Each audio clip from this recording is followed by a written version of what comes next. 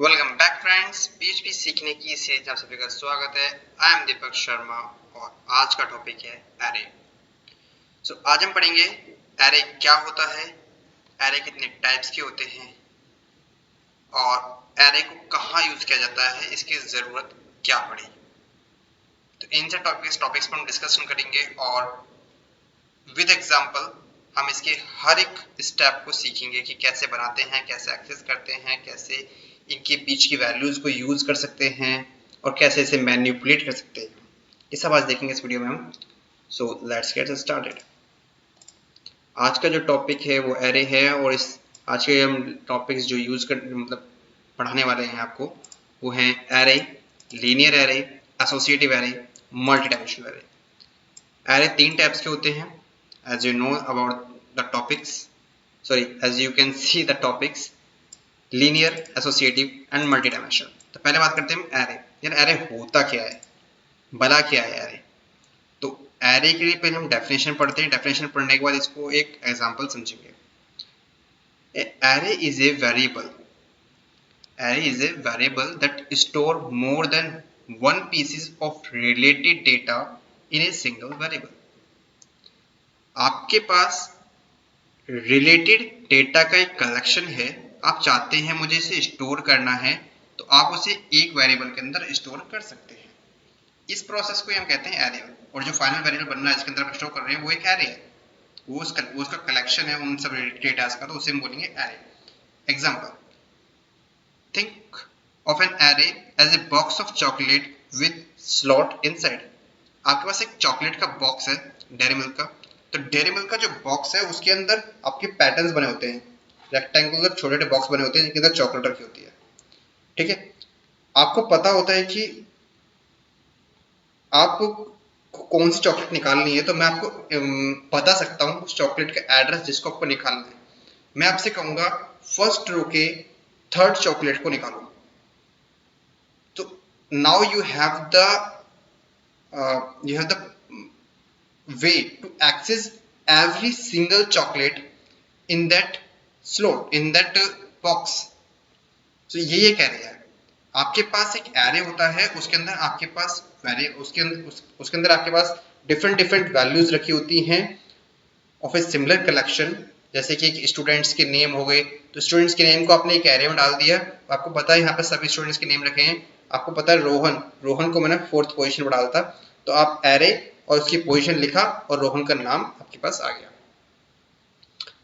हम एक another example समझेंगे इसे लाइव एग्जांपल करके। पहले से पढ़ते हैं the box represent the array itself. जो बॉक्स है वो एज ए अपने आप को एरे रिप्रेजेंट कर रहा है।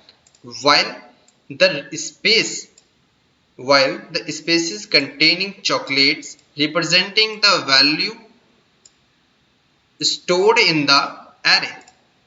as I told you कि उसके अंदर जो चॉकलेट्स रखी हैं वो उसके एरे की वैल्यू हो गई और जो बॉक्स है बाहर का वो एक एरे हो गया। अब इसे हम एक एग्जांपल समझते हैं कि this is an array. This is an array. इसको मैंने बीच में से डिवाइड कर दिया, बहुत सारे बॉक्स बना दिए इसके अंदर। ओके, इसको मैंने नाम दे दिया $A। ठीक है, $A के अंदर मैंने ये डाल दिया। वैसे मुझे इधर लिखना था, मैंने इधर लिख दिया, कोई बात नहीं। और अब मुझे क्या करना है, मेरे पास बहुत सारे वेरिएबल नेम हैं। जैसे कि आप कहेंगे कि कौन कौन से नेम है, मैं यहाँ पे नेम लिख देता हूँ। मुझे राम स्टोर कराना है, मुझे मोहन स्टोर कराना है, मुझे विकास स्टोर कराना है, मुझे कृष्णा स्टोर कराना है, मुझे कपिल स्टोर कराना है, मुझे अंकित स्टोर कराना है। मुझे ये नाम से स्टोर कराने हैं इस एरे के अंदर। मुझे अगर इन सारे नाम्स को मान लीजिए एक फंक्शन के अंदर भेजना है या मुझे नाम का कुछ भी मतलब मैनिपुलेशन करना है, तो मुझे नाम के लिए कितने वेरिएबल चाहिए? मिनिमम 6। अभी मैं एग्जांपल ले रहा हूँ 6 का, ये हो सकता है 1000 हो, 1 लाख हो सकता है। आपको आई मीन 6 बच्चों का नाम दिया है आप हो सकता है पूरी क्लास का नाम आपको बोले शो करने के लिए, कोई हो सकता है पूरे स्कूल का, कॉलेज का, यूनिवर्सिटी का नाम बोल दे शो करने के लिए, होता है डेटा सबके पास, पूरी यूनिवर्सिटी का हर एक स्टूडेंट का डेटा। तो इस केस में आप हर एक बच्चे के लिए एरे वेरिएबल बनाने से तो रहे, ये तो बहुत बेकार अप्रोच हो जाएगी। तो आप एक वेरिएबल बनाते हैं नेम नाम का, उसके अंदर सारे स्टूडेंट्स का नेम घुसेड़ दिया और रख दिया। तो इनको हम कैसे रख सकते हैं और कैसे एक्सेस कर सकते हैं? तो मैंने यहाँ लिखा राम, तो मैंने यहाँ लिखा राम, तो राम का यहाँ राम आ गया, या मोहन आ गया, यहाँ विकास आ गया, यहाँ कृष्णा आ गया, यहाँ कपिल आ गया, यहाँ अंकित आ गया, और ये जो पोजीशन खाली पड़ी है मैं इस एरे को यहाँ से काट देता हूँ, इतने को, इसके अंदर इतना ही था स्पेस मान लीजिए, ठीक है, हमारे पास इतने ही स्पेसेस थे, 1 2 3 4 5 6, इस एरे का साइज है 6। तो अभी मुझे क्या करना है, मैंने इसको वेरिएबल को जहां भी ले जाना है मुझे इस वेरिएबल को लेके जाऊंगा, और जैसे मुझे एक्सेस करना है विकास का नाम, तो मैं क्या लिखूंगा, मैं लिखूंगा यहाँ पर $a, क्योंकि सारे वेरिएबल्स ए के अंदर है, और मुझे पता है विकास का जो एड्रेस है वो कहाँ रखा है। अब एड्रेस क्या होता है, पहले मैं आपको एड्रेस बताता हूँ। एड्रेस एक तरीके से देखा जाए तो इंडेक्सिंग होती है, हर एरे की इंडेक्सिंग, 0 1 2 3 4 5, इस तरीके से हम हर एक कॉलम को एक एड्रेस दे देते हैं कि इस एरे के अंदर जो 0 पोजीशन पर रखा है वो राम का नाम है, 1 पोजीशन पर मोहन है, 2 पर विकास, 3 पर कृष्णा, 4 पर कपिल और 5 पर अंकित रखा है। तो इस तरीके से हम इंडेक्सिंग देते हैं या फिर इंडेक्सिंग करते हैं किसी भी एरे की। ये बाय डिफॉल्ट होती है, आपको करने की जरूरत नहीं पड़ती, बस आपको मैं समझाने के लिए लिख रहा हूँ। जैसे जैसे आप एरे के अंदर वैल्यू इंसर्ट करते रहेंगे, एरे ऑटोमेटिक उसके एक इंडेक्स वैल्यू जनरेट करता रहेगा और आप उस इंडेक्स वैल्यू से उसे यूज कर सकते हैं। और आप कहेंगे मुझे कैसे पता चलेगा कौन सी इंडेक्स वैल्यू जनरेट हुई है? तो मेरे भाई ये एक सीक्वेंस में जनरेट करता है, सीक्वेंस में आप इसके आगे जो वैल्यू जोड़ेंगे उसके ऑलरेडी इंडेक्स जो होगा वो 6 होगा बाय डिफॉल्ट। तो मुझे अगर एक्सेस करना है, मैं इसको एक बार बेटर वे में बनाता हूँ, एक एरे को, एरे बनाते कैसे हैं पहले, फिर उसे एक्सेस कैसे करेंगे हम। सो PHP स्टार्ट किया मैंने, ठीक है, यहाँ मैंने एक वेरिएबल लिया $a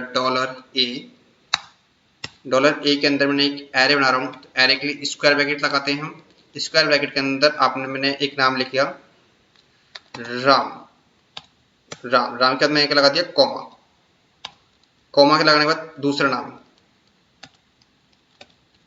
मोहन, कॉमा लगाया, तीसरा नाम,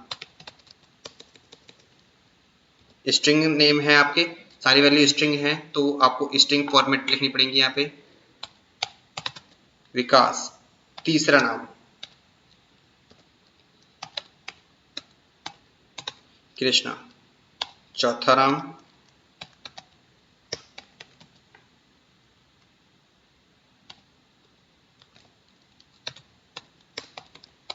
अंकित। ओके, अब मैंने यहाँ पे सारे वेरिएबल्स को स्टोर करा दिया इसके अंदर, एरे के अंदर, ठीक है। अभी मुझे क्या करना है, मुझे एक्सेस करना है इन सभी को एक एक करके। तो मैं यहाँ पर जाता हूँ और मैंने लिखा $a के अंदर जो 0 इंडेक्स पे वैल्यू रखी है मुझे वो चाहिए। मुझे पता है 0 इंडेक्स पे मैंने राम रखा है, 0 इंडेक्स पे मैंने राम रखा है, तो मैं उसे निकाल लूंगा वैल्यू को इजीली। इको करा देता हूँ यहाँ पे, और 0 इंडेक्स पे जो भी वैल्यू रखी होगी मैं उससे प्रिंट करा दूंगा।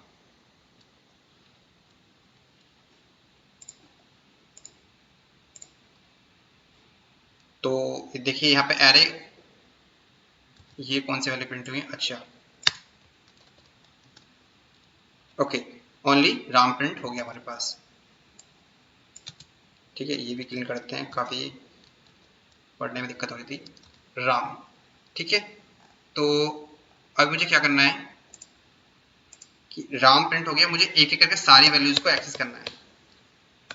तो सारी वैल्यूज एक्सेस करनी है तो उसके लिए हम क्या कर सकते हैं भाई, इस तरीके से हर एक की इंडेक्सिंग से तो मैं वैल्यू को नहीं यूज करने वाला, तो मुझे कुछ ऐसा मेथड चाहिए जो इसकी इंडेक्सिंग को ऑटोमेटिक बढ़ाता रहे और मेरा काम चल जाए।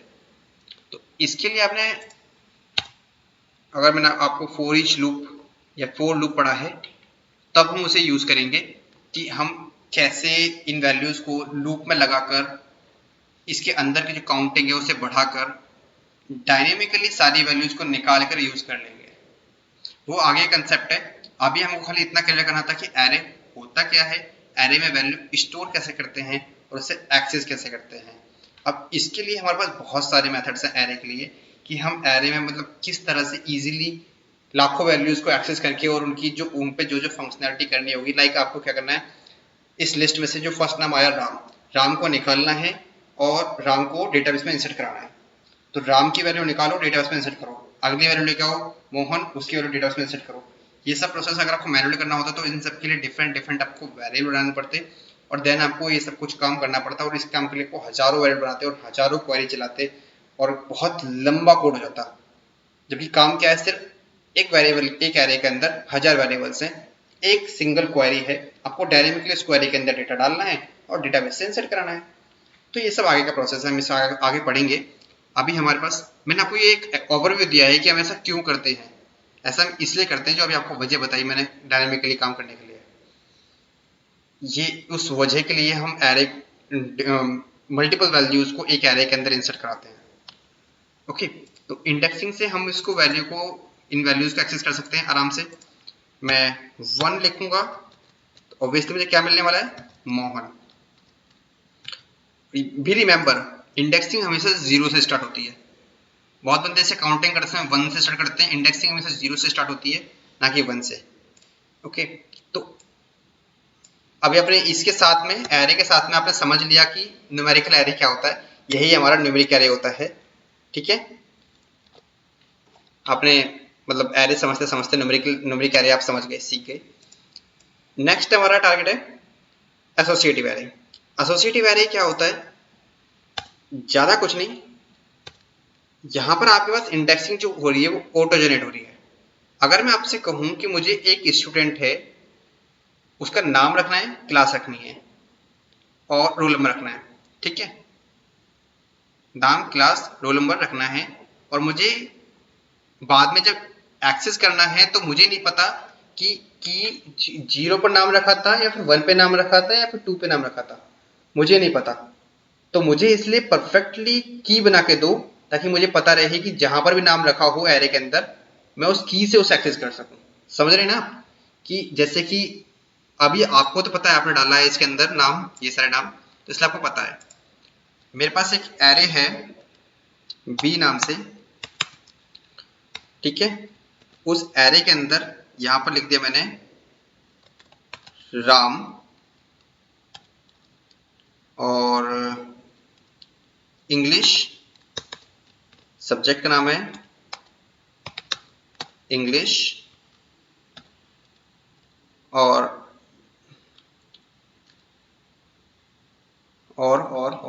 स्टूडेंट। यूजर टाइप है स्टूडेंट। ठीक है, ये हो गए हमारे पास 3 वैल्यूज। ये 3 वैल्यूज है। अभी मुझे क्या करना है, मुझे निकालना है कि भैया ये उसका नाम है, ये उसका सब्जेक्ट है, ये उसका यूजर टाइप है। और जो बंदा इन्हें एक्सेस करने वाला है उसको नहीं पता कि किस इंडेक्स पे आपने क्या रखा है। तो हम उसी कीज बना के देंगे कि आप ये कीज डालिए तो जिस भी इंडेक्स से वैल्यू रखी होगी वो आपको मिल जाएगी। तो कीज कैसे बनाते हैं, कीज के साथ में इसे कैसे डिफाइन करते हैं, तो यही हमारा होता है एसोसिएटिव एरे, कीज के साथ में डिफाइन करना, ना कि इंडेक्सिंग के साथ में। तो कीज के साथ में हम इस एरे को बनाते हैं। कैसे बनाएंगे हम, $b ब्रैकेट नेम, ठीक है, इज इक्वल्स टू क्या होगी वैल्यू इसकी, राम। ठीक है, $b सब्जेक्ट, दूसरी की बनाई मैंने इसके अंदर। इसके अंदर और भी बहुत शॉर्ट वे हैं बट अभी हम आपको एक लॉन्ग तरीके से बता रहा हूं ताकि आपको अंडरस्टैंडिंग बने कि क्या क्या होता है। इंग्लिश, $b, थर्ड की है हमारे पास user type. Okay, user type क्या है हमारे पास, स्टूडेंट। ओके, हमारे पास तीनों वेरिएबल्स तैयार हो गए हैं, ठीक है। तो अभी हम क्या करते हैं, एक बार इसको देखने के लिए इको करते हैं और इसके अंदर लगाते हैं एक बार प्री टैग। मैं इसे का क्लियर कर देता हूं, ठीक है। मैं अगर प्री टैग लगाया मैंने इसे HTML का, और यहाँ लिखता हूं मैं प्रिंट आर $b, $b को प्रिंट कर दो। अच्छा, ये प्री टैग क्यों लगाया है, ये प्री टैग मैं हटा देता हूँ, पहले Ctrl+S किया ताकि आपको पता चलना चाहिए कि एक एक चीज का क्यों लिखा है। तो आपने यहाँ देखा, यहाँ पे एक एरे बना है जिसके अंदर 0 1 2 नहीं है, जबकि की का नाम है। अच्छा, आपने तो पहले वाला एरे देखा भी नहीं, तो कैसे आपको पता चलेगा 0 1 2 नहीं है। मैं काम करता हूँ, साथ में ही यहाँ पर इसको भी प्रिंट कर देता हूँ कि इंडेक्सिंग कैसी होती है, आपको ये भी पता चल जाएगा। और प्री टैग का डिफरेंस, प्री टैग को क्या करते हैं हम, ये भी दिखा देता हूँ आपको साथ में। प्री टैग क्या करता है, आपको फॉर्मेट देता है अच्छे से, ताकि आप फ्रंट एंड पे चीजों को देख पाए। इसका जैसा भी फॉर्मेट है पहले वाला, प्री मतलब प्रीवियस फॉर्मेट हमको दे दो, कुछ चेंज करने की जरूरत नहीं है, जहां पे स्पेस है जो है वो है, तो उस फॉर्मेट में हमको दिखा देगा ये, ताकि एक स्ट्रक्चर्ड वे में हमको समझने में आसानी होगी। ये देखिए, तो ये जो फॉर्मेटिंग है जो एक लाइन में आता है उसको इस तरीके से प्री टैग ने लिख दिया है, वो HTML का टैग है, उसे छोड़िए। आप देखिए ये वाली चीज, पहले वाले एरे के अंदर सारे के सारे वेरिएबल्स होते हैं इंडेक्सिंग के तौर पे रखे हुए हैं, 0 1 2 3 4 5, ठीक है। दूसरे वाले एरे के अंदर सारे के सारे जो हैं वो की के नेम के अकॉर्डिंग रखे हुए हैं, जो कि हमने डिफाइन किए थे। अभी मुझे नहीं पता भैया सेकंड नंबर पे इंग्लिश रखा है, लेकिन मुझे इसे एक्सेस करना है, तो मेरे को क्या लिखना पड़ेगा, सिर्फ और सिर्फ $b सब्जेक्ट। तो जो भी सब्जेक्ट के वैल्यू होगी वो मुझे मिल जाएगी, ठीक है। मैं इसे इको करा देता हूँ, जो भी सब्जेक्ट की वैल्यू हुई मुझे वो मिल गई इंग्लिश। तो ये है न्यूमेरिकल एरे, ये है एसोसिएटिव एरे। हमारे दो टाइप के एरे खत्म हो गए। अब हमारे पास तीसरा है multi dimensional array. Multi dimensional array क्या करता है, जैसे कि मान लीजिए आपके पास ये है एक एरे है, एक एरे में आपने लिख दिया नाम, तो नाम के बाद मुझे उसके दो अलग अलग वैल्यू और चाहिए, फर्स्ट नेम लास्ट नेम। तो दो अलग अलग वैल्यू चाहिए मुझे, यहाँ पर दो वैल्यूज चाहिए नेम के अंदर। तो मैं क्या करूंगा, एक एरे और रख दूंगा नेम के अंदर, समझ रहे हैं आप। यहाँ पर नेम के अंदर एक एरे और रख देंगे जिसके अंदर दो वैल्यूज होंगी।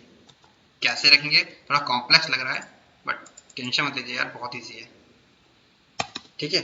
यहाँ पर $b नाम का जो हमारा एरे था, उसके अंदर जो की थी कौन सी, नेम, यहाँ पर मैं उसको एक्सेस कर लिया। अब नेम नाम की के बाद, नेम नाम की के बाद की के अंदर हमें क्या करना है, समझ रहे ना। पहले हमने यहाँ पे सिर्फ बी के अंदर एक एरे असाइन किया था, अभी की के अंदर, की बी के अंदर जो की है नेम, उसके अंदर हम एक एरे असाइन करेंगे पूरा।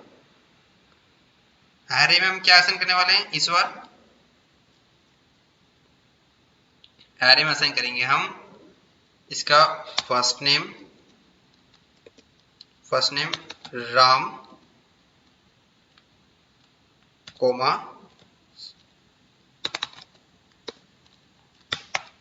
शर्मा, ठीक है। अभी मैंने आपको इस तरीके से दिखा दिया, इसके अंदर एक एसोसिएटिव के अंदर एक न्यूमेरिकल एरे, ठीक है। तो इसको यहाँ पे हम प्रिंट कर देते हैं।